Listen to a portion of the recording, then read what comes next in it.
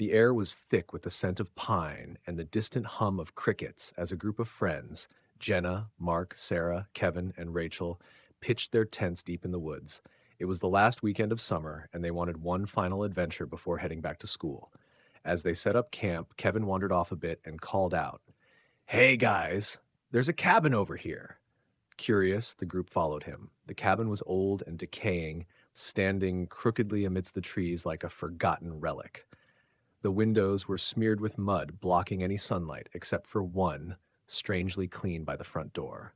The smell hit them as soon as they approached, a foul mix of rot and something earthy, something that stuck to the back of their throats. "Ew, it reeks," Sarah gagged, covering her nose. "Let's check it out," Mark grinned, his eyes gleaming with excitement.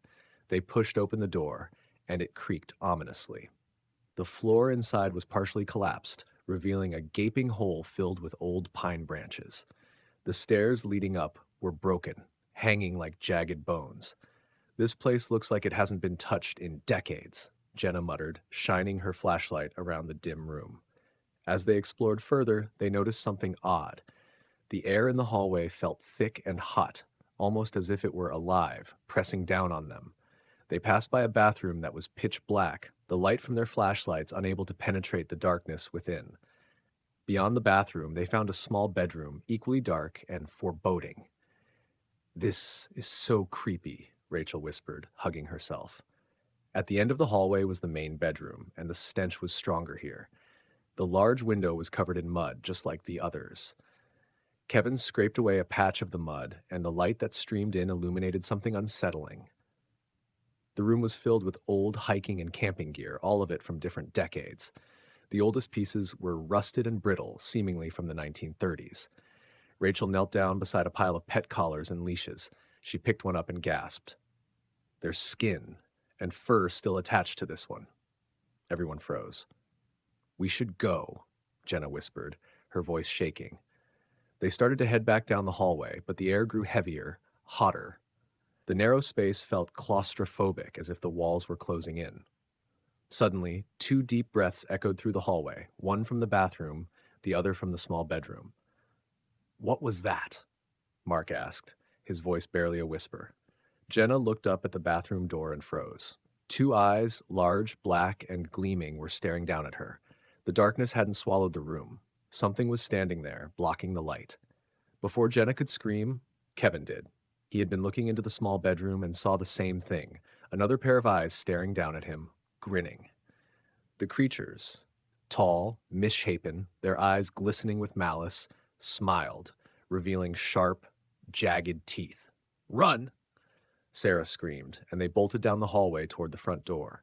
Just as they reached it, one of the creatures slammed the door shut behind them.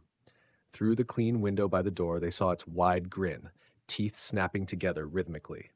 Outside the cabin, they could hear the creatures inside.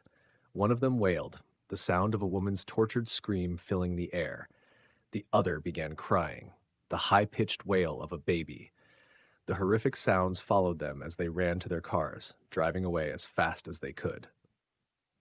2 days later, Jenna was back home, helping her mother in the garden. The sun was setting, casting long shadows over the rows of tomato plants. She knelt down, picking a ripe tomato when she heard it, a baby crying.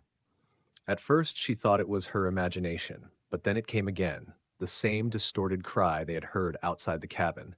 It was coming from the cornfield at the edge of the property. Jenna's heart raced. She stood up, glancing toward the house. She wanted to run, but her feet felt rooted to the ground. That's when she heard it. Her own voice, twisted and distorted, replaying a conversation she had had with Mark in the cabin. Then came the snapping of teeth. Panic surged through her as she ran toward the house. She burst through the door, slamming it behind her and locking it. The house felt too quiet, too still. Jenna stayed up all night, forcing her mother to stay awake with her. They canned tomatoes in the kitchen, drinking coffee to stave off sleep.